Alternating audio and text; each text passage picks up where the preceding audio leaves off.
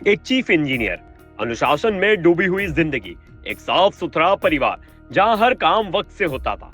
मगर फिर आया वो वक्त जब एक रात सब कुछ बदल गया और सब कुछ तबाह हो गया।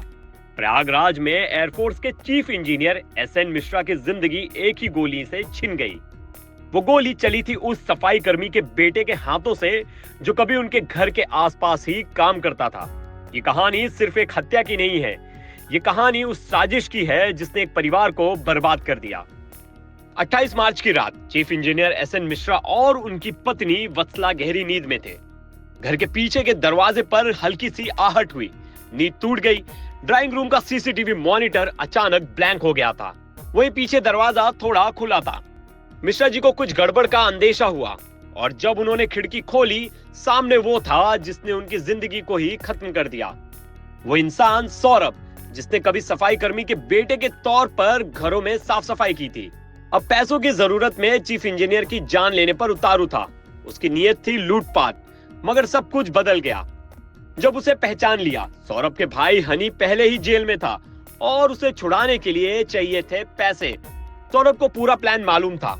उसने 9 फीट ऊंची दीवार को पेड़ के सहारे पार किया। उसके अंदर घुसते ही मौत का खेल शुरू हो गया। सीसीटीवी बंद कर दिया था। चीफ इंजीनियर के पीछे से जाकर उसने वो किया जो नाकाबिले बर्दाश्त है। फिलहाल जो पूछताछ में सामने आया है कि उसका भाई, जो कि पहले इसी एयरफोर्स कैंपस में जॉब करता था गार्ड की, वो चंद महीने पहले हत्या के मामले में अन्य जनपद से जेल गया है और उसी की पैरवी के लिए इन्होंने पैसे जुटाने के लिए ये घटना को अंजाम दिया। कितने लाख रुपए चाहिए? ऐसा पर्टिकुलर अमाउंट नहीं, लेकिन उस केस में उसकी पैरवी करने के लिए इन्होंने जो अभी तक मुझे ने बताया है कि उसको पैसे की जुटाने की आवश्यकता थी और उसके दौरान ये घटना उसने अपने परिजनों के साथ मिल करके अंजाम दी। सर कैसे रेकी करते थे लोग, कैसे हुआ? जैसा मैंने बताया कि उसके जो परिजन थे और इसका भाई भी और ये खुद भी, इसके जो परिजन थे वो तो वहाँ पे अंदर अलग अलग जगह पे नौकरी कर रहे थे, कुछ हाउस होल्ड की, कुछ कॉन्ट्रैक्ट लेबर की, और भाई वहाँ पे गार्ड की नौकरी कर रहा था। और ये जो अभियुक्त है जिसने मौके पे गोली चलाई है, इसके द्वारा भी इसी पर्टिकुलर घर में कुछ सामान कुछ समय पहले डिलीवर किया गया था, तो इसलिए इसको वहाँ की लोकेशन, उसके अंदर का खाका और उसके परिवारजनों की पूरी स्थिति की जानकारी। उस रात घर में मिश्रा जी की पत्नी, बेटा और नौकरानी भी मौजूद थे। बेटा जो अभी 10वीं की पढ़ाई कर रहा है। पत्नी वत्सला ने पुलिस को बताया कि कैसे मिश्रा जी ने खिड़की खोलते ही गोली खाई।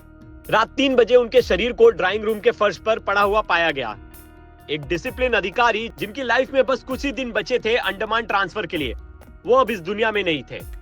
प्रयागराज पुलिस ने 3 दिन में इस केस का खुलासा किया। शिव कुमार और सुनीता, जो एयरफोर्स स्टेशन में सफाई का काम करते थे, उनके बेटे सौरभ ने ये सब अपने भाई को जेल से छुड़वाने के लिए किया। लूट का इरादा था, मगर चीफ इंजीनियर के जागने से सब खत्म हो गया। पुलिस ने सौरभ को पकड़ा। उसके पास से मिले थे अवैध हथियार, 32 बोर की पिस्तल, तमंचा और 36 कारतूस। मगर कहानी यही खत्म नहीं होती। चीफ इंजीनियर पर 15 दिन पहले भी हमला हुआ था। उन्होंने इस बात की शिकायत वायुसेना पुलिस से की थी, मगर एक्शन नहीं लिया गया। मगर उस वक्त कार्रवाई होती तो शायद आज वो जिंदा होते। उत्तर प्रदेश के प्रयागराज में एक चीफ इंजीनियर यानी एमईएस के चीफ इंजीनियर की गोली मारकर हत्या कर दी गई थी। इस हत्या के पीछे कोई एक शख्स नहीं बल्कि पूरा परिवार था और पुलिस ने इस बात का खुलासा किया है और 9वीं पास एक युवक को अरेस्ट किया है। पूरी घटनाक्रम का खुलासा करते हुए पुलिस ने उसके परिवार के लोगों को भी आरोपी बनाया है। पोस्टमार्टम रिपोर्ट में साफ हुआ कि चीफ इंजीनियर के सीने के बाईं तरफ गोली लगी थी। उनके सिर पर एक गहरी चोट थी, नाक और कान से खून बह रहा था। एक परिवार जो कभी खुशियों से भरा था, अब मातम में डूब चुका है। अब बस बची है एक माँ की सिसकियां और एक मासूम बेटे की उदास जिंदगी, जो कभी अपने पिता की निगाहों में सबसे आगे था, अब उनकी यादों में खो गया है। और ये सवाल कि अगर वक्त पर कुछ कदम उठाए जाते तो आज ये सब नहीं होता। ब्यूरो रिपोर्ट, क्राइम तक।